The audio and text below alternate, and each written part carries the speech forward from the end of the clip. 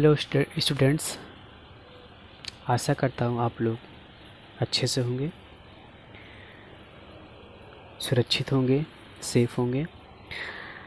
आज हम स्टैंडर्ड 7 का यूनिट 2 का पहली पोयम फ्रॉम रेलवे कैरीज इसको पढ़ेंगे। इसको लिखा है आरियल स्टीवेंसन ने। ठीक है, तो स्टीवेंसन जो है इसमें बताया गया, स्टीवेंसन जो थे वो ट्रेन के अंदर बैठे थे और ट्रेन के बाहर उनको जो जो सीन दिखाई पड़ रहा था,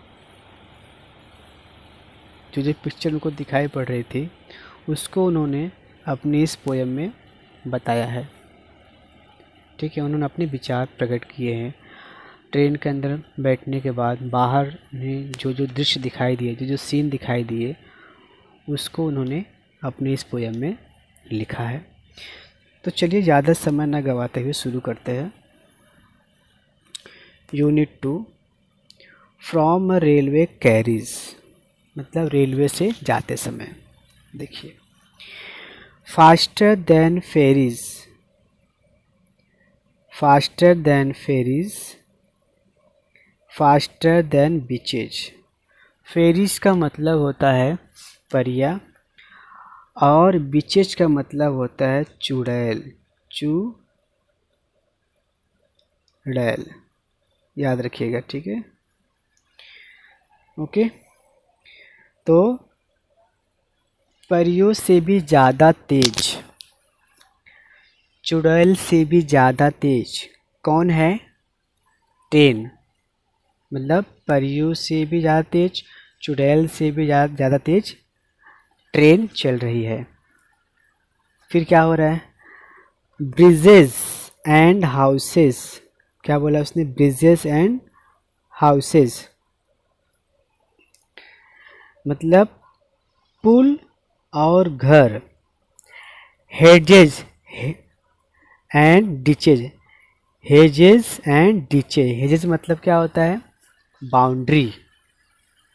क्या होता है? बाउंड्री या बाड़ा ना। जैसे कुछ लोग अपने जानवरों को जंगली जानवरों से बचाने के लिए क्या करते हैं, चारों तरफ बाड़ा बनाते हैं ताकि शेर या कोई दूसरा जानवर आकर के उनके जानवरों को ना मार सके।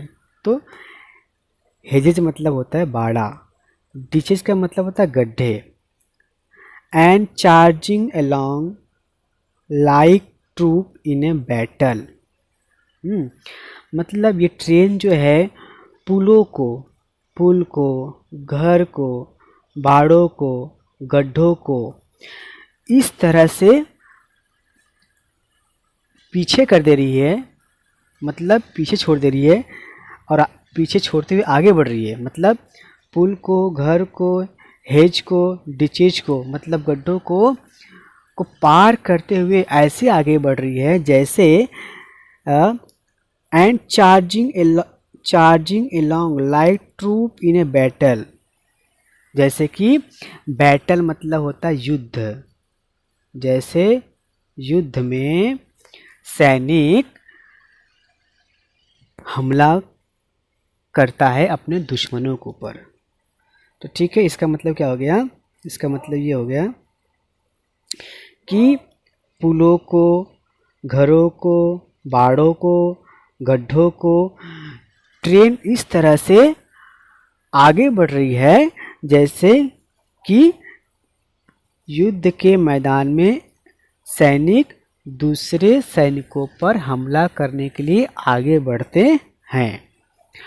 ऑल थ्रू द मीडो, मीडो मतलब घास का मैदान, घास का मैदान होता है। ठीक है, घास का मैदान होता है। ठीक है, तो घास के मैदानों को इस तरह से पार कर रही है जहाँ पे घोड़े और जानवर घास चरते हैं। मतलब जो ट्रेन जो है वो पुल को, घर को और गड्ढों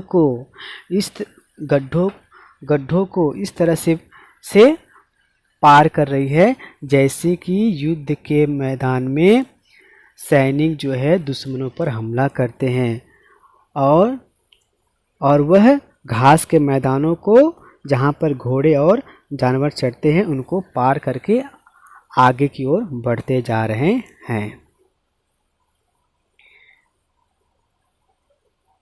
फिर देखिए यहाँ से, all the sight of the hill and the plain fly as thick as driving rain.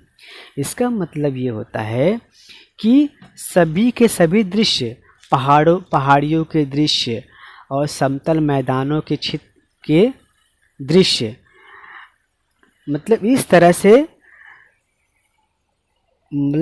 तरह से पीछे हो जा रहे हैं जैसे कि बारिश के समय में आने वाली बूंदें। मतलब ट्रेन इतनी स्पीड में जा रही है कि जैसे कि बारिश की बूंदें ज़मीन पे गिरती हैं और पहाड़ी और मैदान सब पीछे छूटते जा रहे हैं। ठीक है। And ever again in the blink of an eye painted station whistle by. और फिर क्या होता है, पलक झपकते ही गाड़ी जो है स्टेशन पर सीटी बजाते हुए आगे निकल जाती है। ठीक है।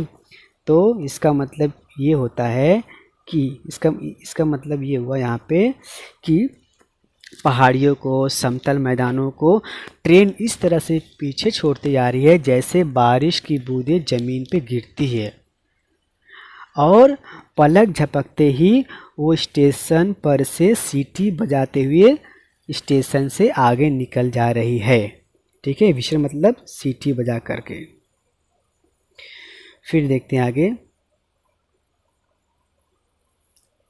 हियर इज ए चाइल्ड, एक चाइल्ड है हु क्लैम्बर एंड स्क्रैम्बल। क्रैम्बल का मतलब क्या होता है मालूम है, चढ़ना, पेड़ पर दोनों हाथों दोनों पैरों से पेड़ पर चढ़ना।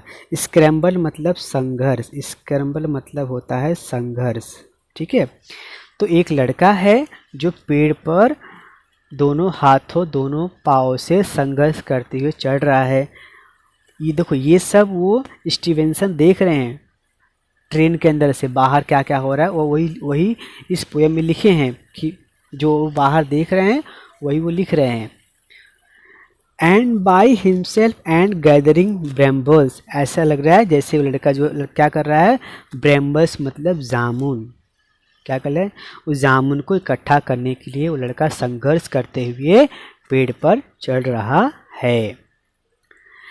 ठीक है, ये हो गया। अब देखिए यहाँ से देखिए, here is a tramp who stand and grazes. Tramp मतलब होता है एक ऐसा आदमी जिसके पास घर ना हो, बेघर आदमी। और एक बेघर आदमी खड़ा है, स्टैंड मतलब खड़ा है, एंड ग्रेज और घूर रहा है। किसको घूर रहा है, ट्रेन को।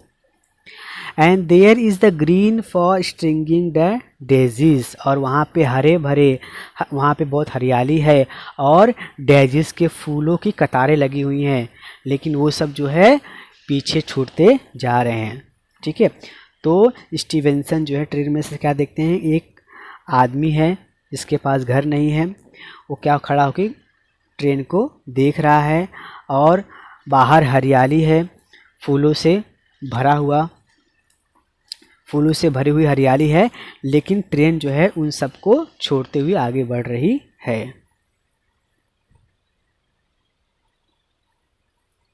आगे देखिए, here is A cart run away in the road, मतलब एक गाड़ी है, बैलगाड़ी समझ लीजिए, वो रोड पे दौड़ रही है।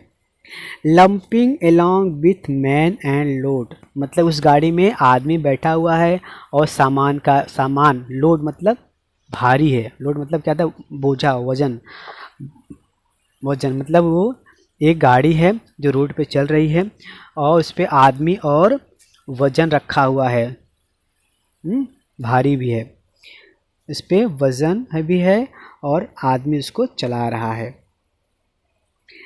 And there is a mill and there is a river, फिर वो ट्रेन के अंदर से स्टीवेंस क्या देखते हैं, मिल को देखते हैं, नदी को भी देखते हैं।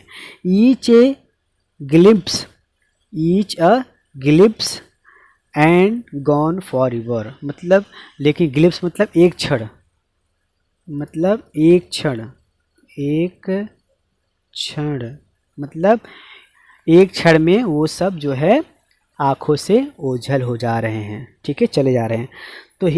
तो इसमें क्या बताया गया है, एक बैलगाड़ी है जो रोड पे चल रही है, उस पे आदमी जो है बोझा लादा हुआ है, बोझा मतलब सामान लादा हुआ है, और एक मिल देखता है, एक रिवर देखता है, लेकिन ये सब जो वो अंदर से जो बाहर देख रहा है वो एक क्षण में उसकी आंखों के सामने से ओझल मतलब गायब हो जा रहे हैं, छूटते जा रहे हैं, ठीक है। यहाँ पे हमारा ये पोएम ख़त्म हुआ है।